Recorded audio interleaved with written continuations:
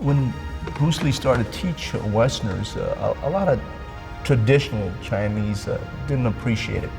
And I can understand that because they always thought if they taught it within the Chinese community, they could control the morality problem. But as Sifu Bruce used to always tell me, he used to say that, you know, morality and good consciousness and all that is not really dictated by race. So he says that he felt there are good people all over, east, west, white, black, brown, it doesn't really matter. So I understand why they did it and to control it, because it is a dangerous art. Martial art can be very, very dangerous. But as I said before, morality is not dictated by race, it's dictated by a person. And there are good people and bad people in all races. In all his films, you know, I've sat down before him and I wish I can remember it now, and if I think long enough, you know, I can remember all the details.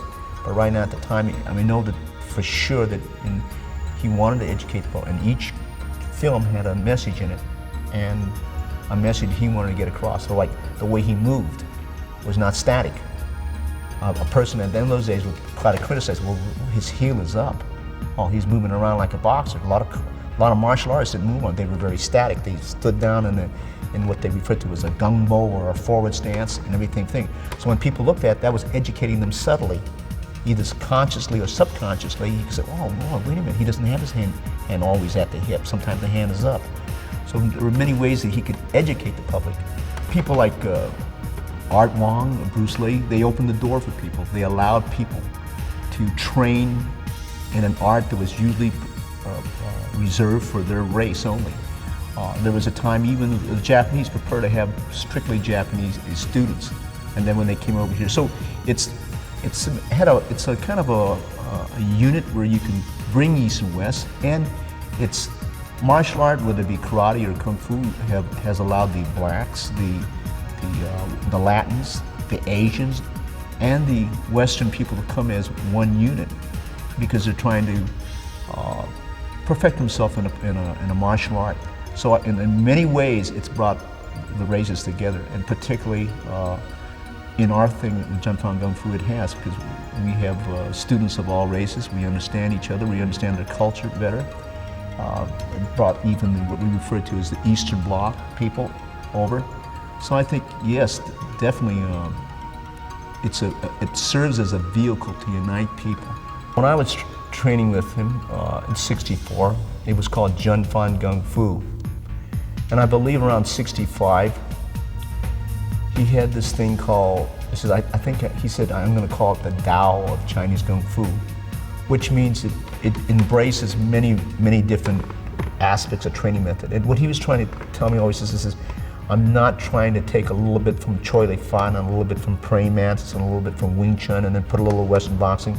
He says I want to express myself. So what I want to get from this method is the essence. What is the essence of Wing Chun? What is the essence of Chin Na? What is the essence of Western boxing? What is the essence of Choi Li Fan? I'm not copying the techniques, but the essence, why it's good. And he always talked about the essence with me. And I feel that's basically what he was trying to do. So in the Jianfang Kung Fu, this is how Jeet Kune Do was evolved. He says, I want to utilize all ways, not just stay within the Chinese method. However, I'm Chinese, and it has a Chinese name, but Jeet Kune Do as a whole was to absorb literally what is useful, reject what is useful, and add specifically what's your own. He gave me a book. It was called Sun Ji, The Art of War, and it was for I believe it was for my birthday, and I opened it up, and there was a lot of the things were underlined, and so I thought it was a used book, and he said, no. I said, these things are, and I remember that. I think it comes from Mao Zedong, but he got it also from Sung Ji, which was older, but it went like absorb what is useful, reject what is useful, and add specifically what is your own. Even as the yin-yang symbol, using no way as way and having no limitation as limitation. Using no way as way, it means I don't use a Chinese way or a Japanese way. I use no way as the way, and I'm not going to be limited by a limit. That if you train strictly in the Chinese system, you will use strictly Chinese. Now that's a great culture, great race, but there are things to be found within the Chinese system, and there's things to be found in the Western system, and the African system, and Latin system. They all work, so you're not going to limit it. So Jeet Kune Do came about as a sincere effort to abolish system and style. And then he was going to make it into a style. In about 6 months, he said, no, I made a mistake. If I make it into a style, he says, then it's going to lose the effect. So that's where he came upon that Junfang Kung Fu is the base system in which we grow. If you learn Junfang Kung Fu personally from Bruce Lee, then he referred to it as the Tao of Chinese Kung Fu. But Jeet Kune Do is man's liberation from system and style. He's truly expressing what works for him. Because what works for one individual, it may not work for another individual. And that's the bottom line. I don't care if your teacher is the greatest fighter, what worked for him may not work for you.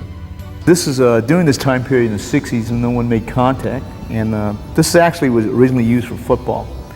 So what we did is take the air shields and the foam shields that they use in football, because football makes contact, and at that time karate people, it was mainly point karate. They didn't make very much contact, and they mainly kicked the air. So he liked to kick objects, and one of his favorite tools he used was the foam shield, which he liked, and he used the air shield. So this was very, very new to the karate world. Now any martial art magazine will sell 2 or 3 different types of this, but at that time period, no one used it. I introduced the air shield to him and the foam shield because he was always looking for different training methods. He wanted to kick it in different surfaces. I said, well, we know we use this in football, we block it. We sometimes hit it, tackle it. I said, let's try punching and kicking it. And he said, nah, I won't. At first he said he didn't think it was going to be very good, but when I came back the next day, he had all these drills that you could do on the air shield and on the foam shield. And the reason why, he says, sometimes when a person kicks, you really can't tell if there's substance in it. And at that time period, everyone kicked that lockout side kick, or they did that round kick and the gi pop when they did the side kick and the round kick. And people mistook that for power. And he wanted to show that sometimes when you kick, he says, you got to see the results. And when you kick the air shield, when you kick the foam shield, there is right away, it reevaluates your power, your direction of the kick. And so that's why he liked it so much. If you look up here, this is the sign or the plaque that we had here. This is the truth in combat is different for each individual in the style. Research your own experience, absorb what is useful, reject what is useful, and add specifically what is your own. This here used to hang in the Chinatown school, along with our other emblems. This one hanged in our backyard. That would place it 1970. This, of course, is the picture of Sifu Bruce. To people here, he's referred to as the Sigung. And this thing I inherited from Sifu Bruce, this is actually was in the Oakland branch, Bruce Lee's Tao of Chinese Kung Fu, using no way as way. That literally means that he doesn't use any particular way, whether it's Chinese way or a Japanese way or an Okinawan way or a Korean way. He uses no way as his way, and having no limitation up there means it means that he doesn't limit himself to one particular style or one particular discipline or one particular system or one particular way of using no limit as his limitation. This up here is the sign that hung in the first time he opened publicly, 1974. Man, the living creature, the creating individual, is always more important than any established style or system. This is a quote he gave back in 1968. This here is another quote. He says, my followers in Jeet Kune Do, do listen to this. All fixed set patterns are incapable of adaptability or pliability. Truth is outside of all fixed patterns. He's talking about drills, he's talking about styles, he's talking about systems. It didn't matter what art you took, as long as you can express yourself. I've always believed that really a person, if he's really good and really talented and he's very athletic, it doesn't matter if it's a Japanese system or a Korean system or an Okinawan system or a Chinese system. You're truly expressing yourself. So you don't really fight like the system that you've been brought up. You are expressing yourself. Although the system will help in your training, you're really expressing yourself. So whether he comes from a Thai system or an Indonesian system, you express the Thai element in there and the training in there, but really down deep you're expressing yourself. You're being by yourself. You know, you're truly expressing yourself, not the system.